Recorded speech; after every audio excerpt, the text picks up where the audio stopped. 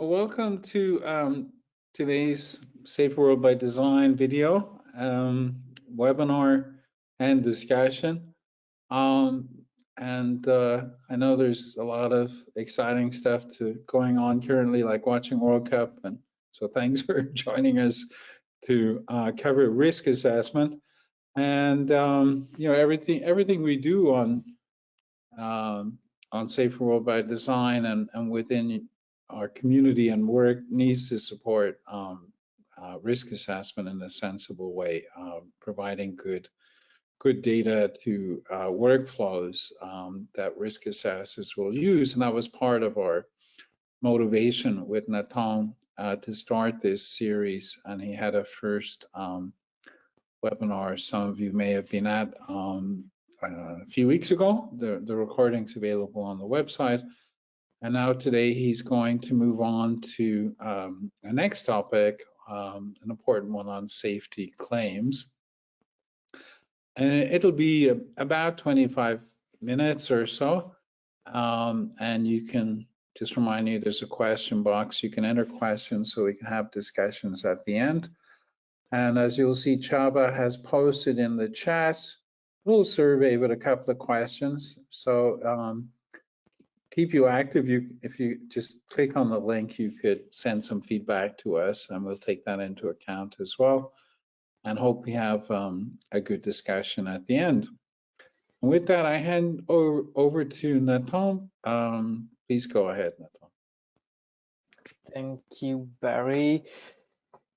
And you just need to go into your slideshow mode. Yeah. All right.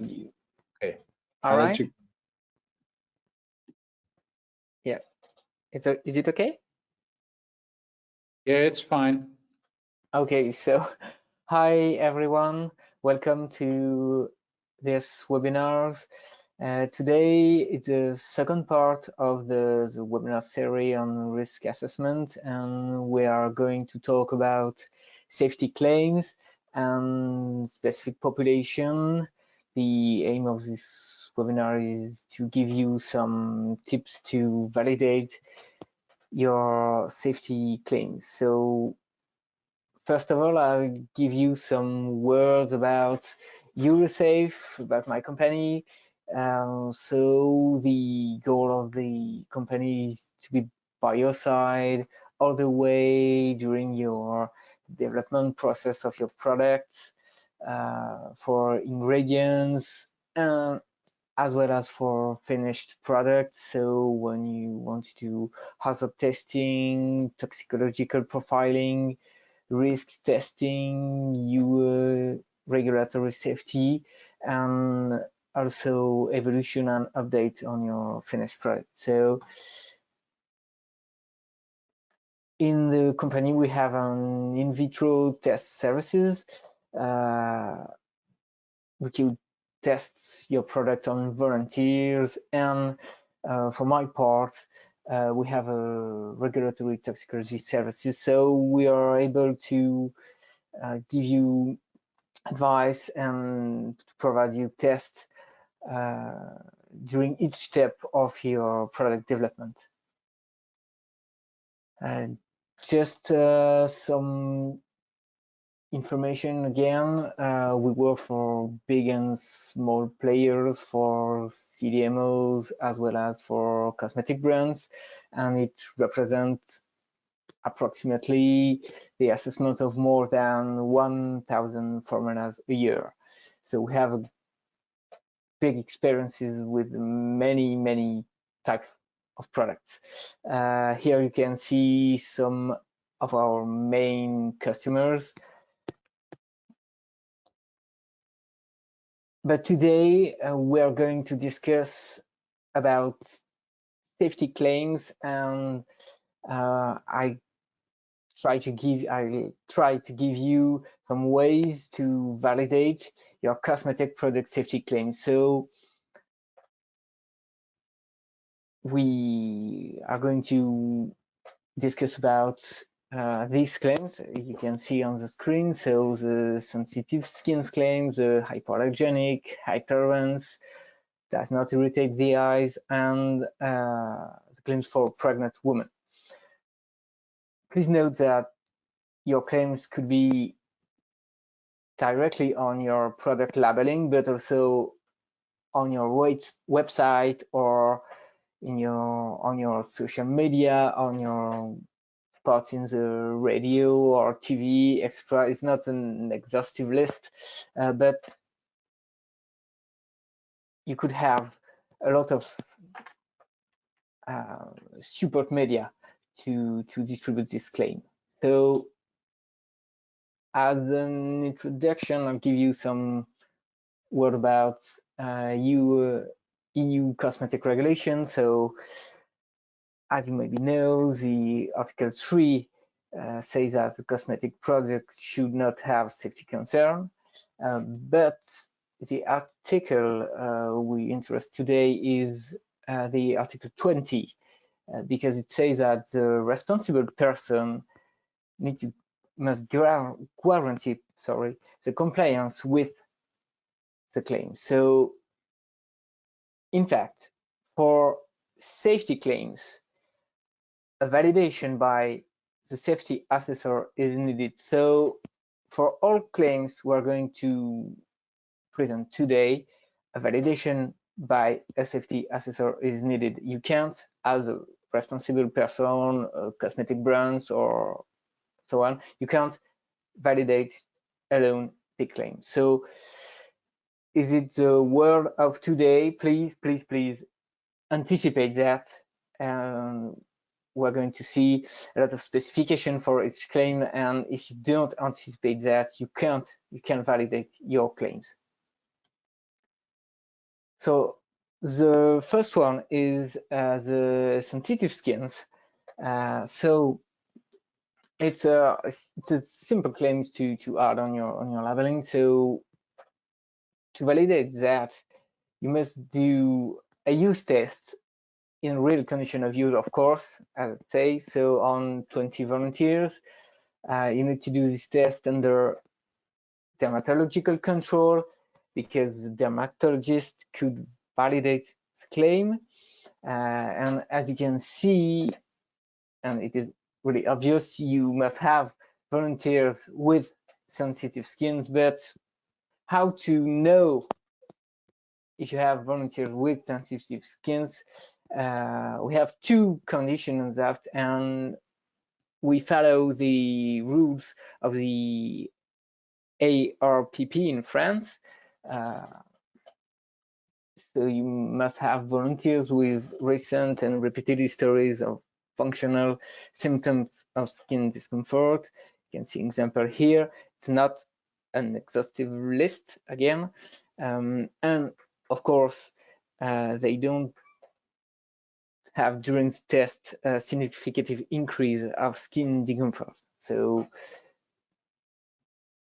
for this claim, just a use test with a correct panel is needed to validate these claims. Now, more complicated one is a claim hypoallergenic. Again, we follow the RPP rules. For these claims, until a few years ago, just a human repeated insult patch test was needed. But this test is really borderline in the ethical way. So now the authorities, especially French authorities, consider that just this test is not enough. And as you can see, as we are going to see in the next slide, this test, the actual repeated test, is no longer recognized by the authority. So in fact, we have specification for each ingredient and also for the finished product itself.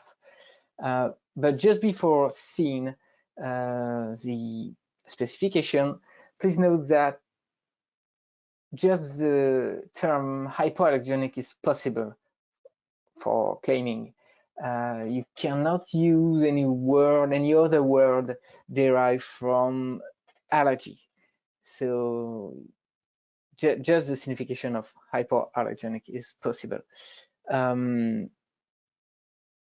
Also, and it's obvious, but it's part of the common criteria of claims, the product should not give the impression of a complete absence of risk of an allergic reaction, because allergic reaction is an individual reaction. So you can't say that with this product everyone in the planet could not have an allergic reaction. You can't guarantee that. So what about the specification? We have two types of specification on the ingredients and for the finished product. Here you can see the ingredient specification. Of course, for the hypoallergenic claim, you should not have allergens in your product. So no allergens, what does it mean? It means you can't have ingredients identified by the SCCS or by another safety committee as an allergens. You can have an ingredient classified as a skin sensitization in terms of GHS or CLP regulation. And in grass, you can see, in my opinion, the main part of the specification.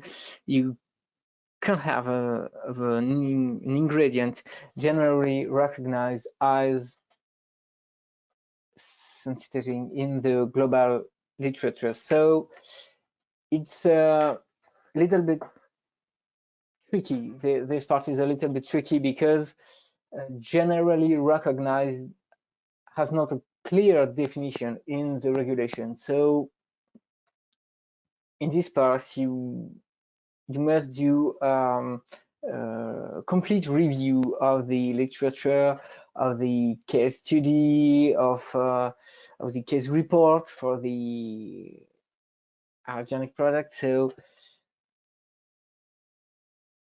the entire literature should be taken into account. And when you have no data on that, you can't consider that when you have no data is that you have no allergic potential. Where is the lack of relevance data, your ingredient is not an hypoallergenic ingredient. So as you can see, it's a little bit hard to have these hypoallergenic claims based on the specification on ingredients. So after the ingredient, you have also a finished product part.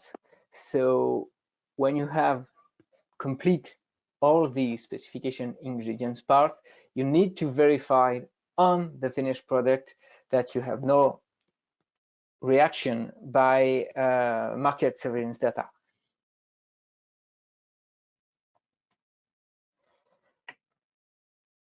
And for this claim, there is a gray area for fragrances, because the composition is just known by the fragrance suppliers. Neither the safety assessor nor the competent authorities know the composition. So you can just complete the specification and ingredient based on what we know about the components. So you have maybe the FDS, the safety datasheet, the alpha certificate, the fragrance safety evaluation, and you have in these documents some data on the compound you have in your fragrance. But when you know such an information about the compound, you need to verify if they correspond to the specification about the ingredient.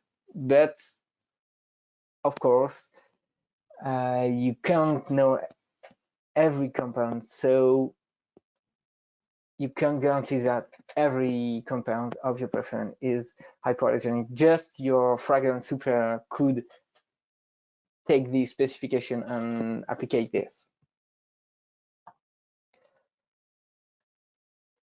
The third now claim about is a high tolerance. So in fact, this claim is a combination of the hypoallergenic claim and plus we don't expect tolerance issue with the ingredient of the product. So again, you have all the specification of the hypoallergenic claim, but you add other specification. You should have ingredients with no classification of skin corrosive or eye damage, and again, no ingredient, no as irritant for the skin or for the eyes in the general literature. And you also have here a part on the finished product. About this, every tolerance test must be acceptable, the cutaneous test, as well as the ocular test and the use test. So all your ingredients need to be clean and your test also clean. So it's harder to have the high tolerance because you need to correspond to the specification of hypoallergenic plus all specification you can see on the slides now. The next claim is just a little claim, as I see, just for specific products like shampoo. The main product intended for this claim are the shampoos. Is the claim does not irritate the eyes. So for this claim, you need to have good results in tolerance tests. So in the in vitro test here, you can see some tests. Again, not an exhaustive list. You need to have also good results in the use test under ophthalmological control. It's really important because it's a dermatologist able to guarantee that you have no issue on the eyes. But you need also to ask the volunteers in the evaluation questionnaire, because maybe some irritation could be appear during this use test, and the dermatologist could not see it because it's just a really transitory irritation. You must ask the volunteer about that, and you must have really good results again on this question.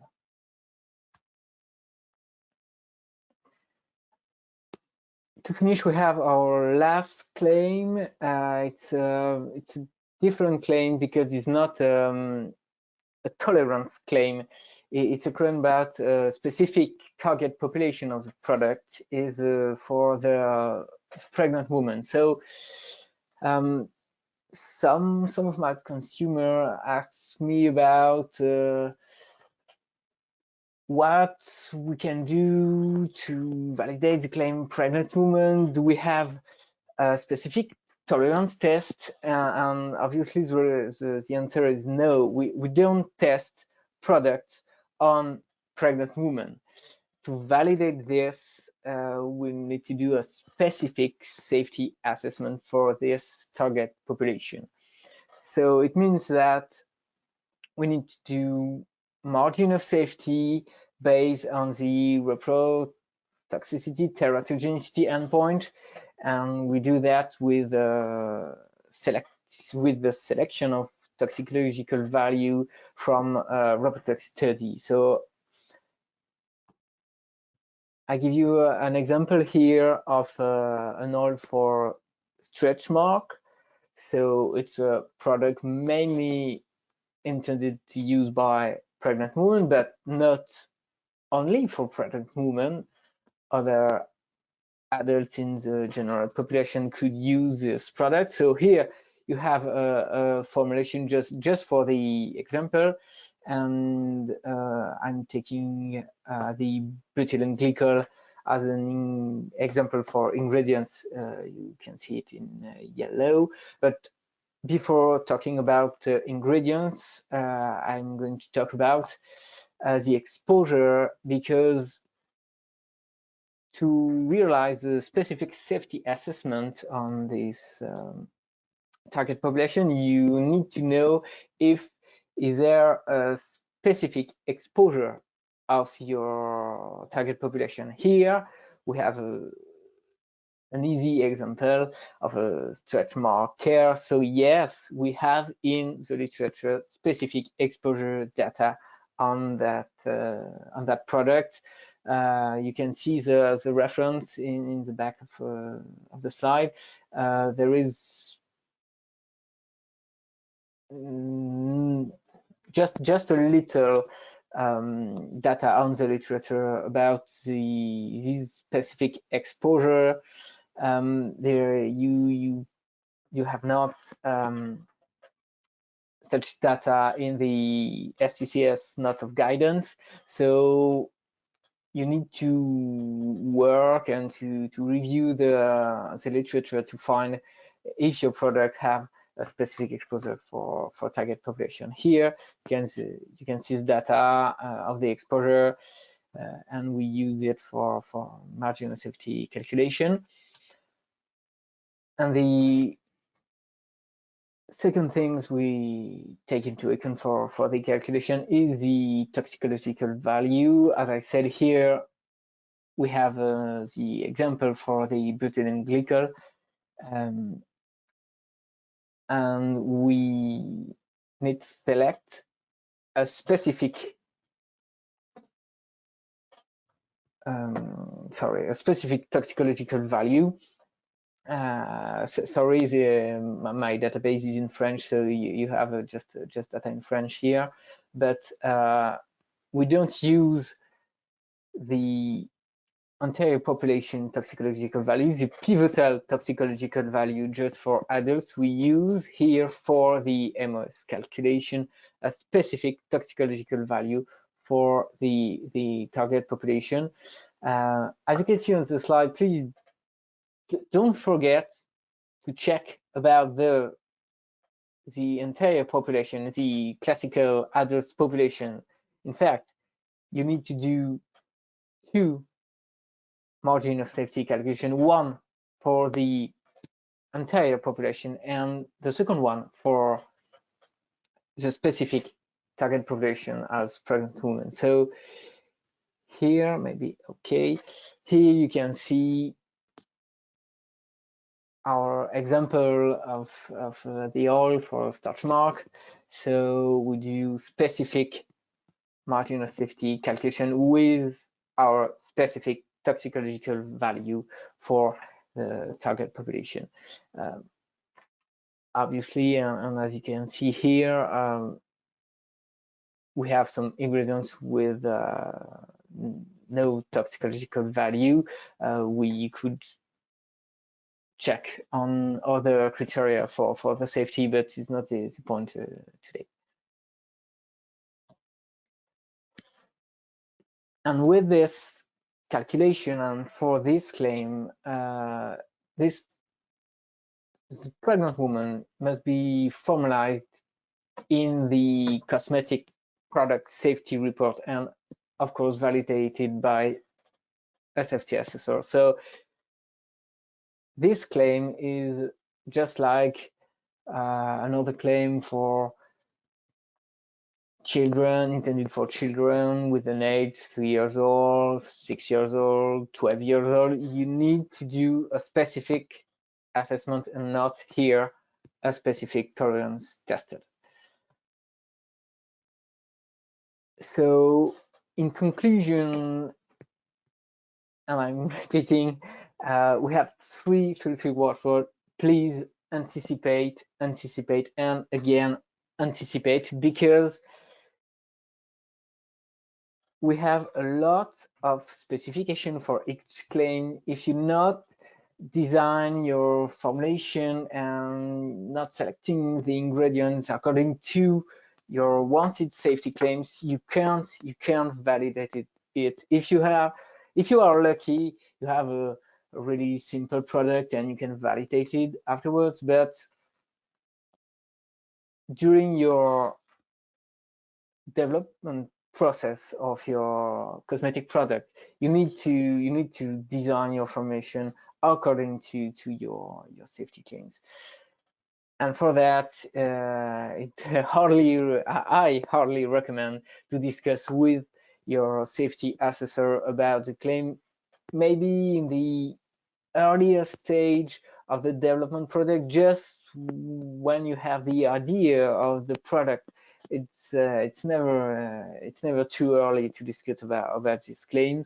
And also the third point here is you need to follow a little the classification of the ingredients, because if you don't see it, if you don't look after it, you can't validate it claim. You use ingredients that cannot be validated for this population or for the hypoallergenic claim, for example. So thank you everybody for your attention. As a reminder, you can see here the topics we covered on the risk assessment webinars, different webinars.